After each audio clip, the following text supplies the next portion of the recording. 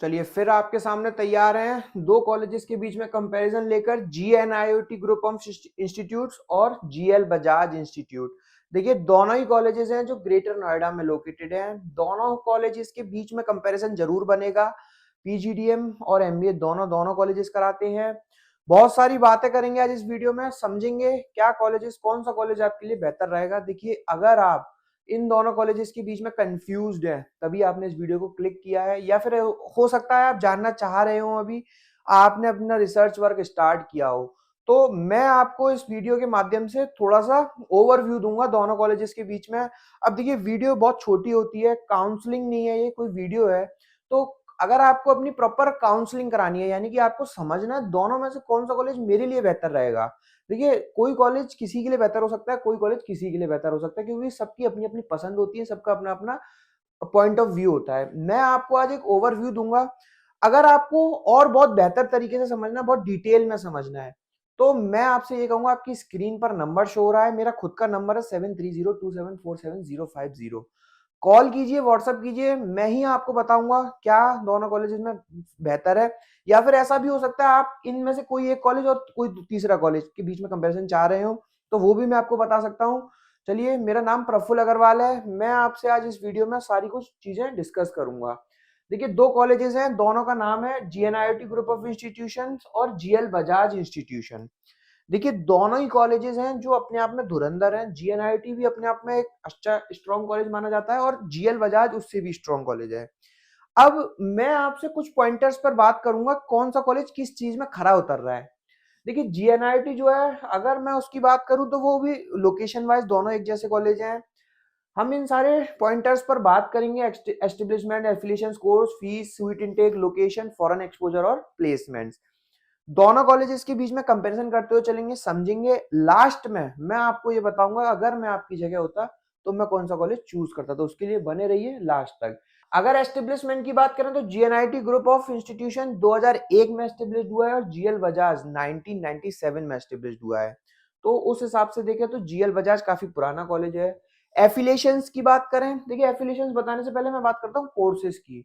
देखिए दोनों ही कॉलेजेस में आपको MBA PGDM रन होते हुए दिखाई देंगे। MBA is affiliated by AKTU for both colleges and PGDM program is approved by AICT for GNIT. Also, GL Bajaj is also approved by AIU for their PGDM program. That means अगर हम बात करें affiliations wise तो GL Bajaj is very strong with their affiliation। Fees structure की अगर मैं बात करूं तो GNIOT की जो फीस है वो 8.5 लाख की है, 8,37,000 की। वहीं मैं अगर GL बजाज की बात करूं तो इसकी फीस भी लगभग सेम है, 7.5 पौने 8 लाख तक की इसकी फीस रहेगी। देखिए ऐसा होता है कभी कभार चीजें गलत हो जाती हैं, क्योंकि हम खुद इस PPT को नहीं बनाते हैं, कुछ एडिटर बनाते हैं, टीम बनाती है, तो यहाँ थोड़ा सा फैक्ट एंड फिगर गलत लगा हुआ है, उसको आप इग्नोर कीजिए। मैंने जो बताया है वो थोड़ा ठीक है। सीट इनटेक की अगर मैं बात करूं तो GNIOT के पास 240 का सीट इनटेक है, वहीं GL बजाज के पास बहुत ज्यादा सीट इनटेक है। MBA का 540 का और PGDM का 540 का है, लास्ट ईयर था। तो अगर मैं इस साल की बात करूं तो दोनों का सीट इनटेक मिलाकर 1300-1400 के आसपास पहुंच जा रहा है। अगर मैं आपकी जगह होता तो मैं कम सीट इनटेक वाला कॉलेज चूज करता। अब उसका रीजन क्या है? रीजन ये है कि अगर किसी कॉलेज की सीट इनटेक ज्यादा है, सीट नंबर ऑफ सीट्स ज्यादा है, तो दो तीन चीजों से मुझे कॉम्प्रोमाइज करना पड़ेगा। पहली चीज तो मुझे क्राउड के साथ कॉम्प्रोमाइज करना पड़ेगा। अब देखिए किसी भी कॉलेज के पास इतनी दम नहीं होती, इतनी ताकत नहीं होती कि वो प्रॉपर उसी लोकेशन का क्राउड अपने कॉलेज में एंट्री ले ले जिस लोकेशन पे वो है, यानी कि दिल्ली NCR का क्राउड ही आपको सिर्फ यहाँ नहीं मिलेगा, आपको मिलेगा यूपी साइड का, बिहार साइड का क्राउड। अब देखिए मैं ये नहीं कहता हूँ यूपी बिहार का क्राउड बहुत खराब होता है, पर मैं ये कहता हूँ कि आपको डाइवर्सिटी मेंटेन करनी चाहिए। तो इन कॉलेजेस में दोनों में से GL बजाज में आपको क्राउड थोड़ा सा कॉम्प्रोमाइज करना होगा और यहाँ पे आपको क्राउड के साथ ज्यादा कॉम्प्रोमाइज नहीं करना होगा। लोकेशन दोनों की एक जैसी है, ये नॉलेज पार्क 2 में है और ये नॉलेज पार्क 3 में है। तो नॉलेज पार्क 2 और 3 बहुत ज्यादा दूर नहीं है, वॉकिंग डिस्टेंस पे है, तो लोकेशन भी आसपास ही है। फॉरेन एक्सपोजर यस दोनों देते हैं, कोई ज्यादा बड़ी बात नहीं है। अब देखिए GL बजाज के साथ एक दिक्कत और है कि GL बजाज का जो MBA प्रोग्राम है वो स्टार्ट होता है काफी लेट, अब जो बच्चे जीएल बजाज के एमबीए प्रोग्राम की तरफ जाना चाह रहे हैं डीआरसीसी के थ्रू या किसी और भी लोन के थ्रू, तो उनको थोड़ा सा वेट करना होगा। अभी कॉलेज आपको पीजीडीएम प्रोग्राम ऑफर करेगा।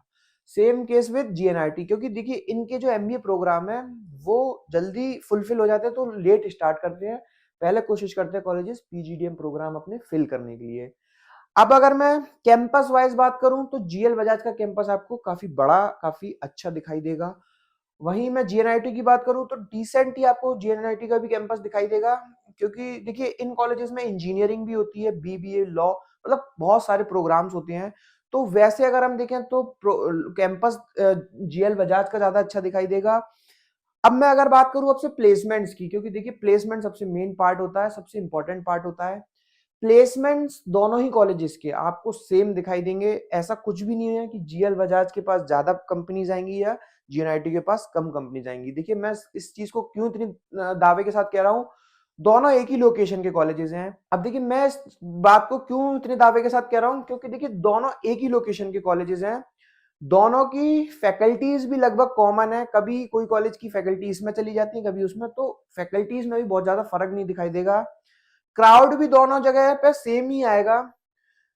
फीस भी सेम है, सब कुछ सेम है, तो कंपनीज भी ज्यादातर आपको सेम ही दिखाई देंगी, क्योंकि जो एचआर है या जो रिक्रूटर है उसको ये पता है कि मुझे इस वाले कॉलेज में भी सेम चीजें मिलने वाली हैं, इसमें भी सेम चीजें मिलने वाली हैं, मुझे जो क्वालिटी ऑफ स्टूडेंट है वो दोनों में एक जैसे मिलेंगे। फिर भी मैं आपकी जगह होता तो मैं GNIOT को चूज करता। उसका रीजन ये है, मुझे पर्सनली अपना कंपटीशन कम दिखाई देता, मैं चीजों को ज्यादा अच्छे से एक्सप्लोर कर सकता था, मेरे ऊपर पर्सनली फैकल्टी ज्यादा ध्यान देती as compared to GL Bajaj.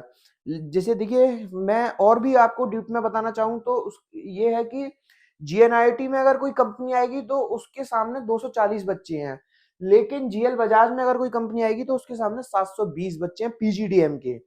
अब अगर मान लो उनको दोनों बच्चों को मतलब उनको सिलेक्शन करना है, तो यहाँ थोड़ा सा सिलेक्शन क्राइटेरिया इजी होगा, और यहाँ पे थोड़ा सा सिलेक्शन क्राइटेरिया जीएल बजाज में हाई होगा, मतलब स्ट्रांग होगा।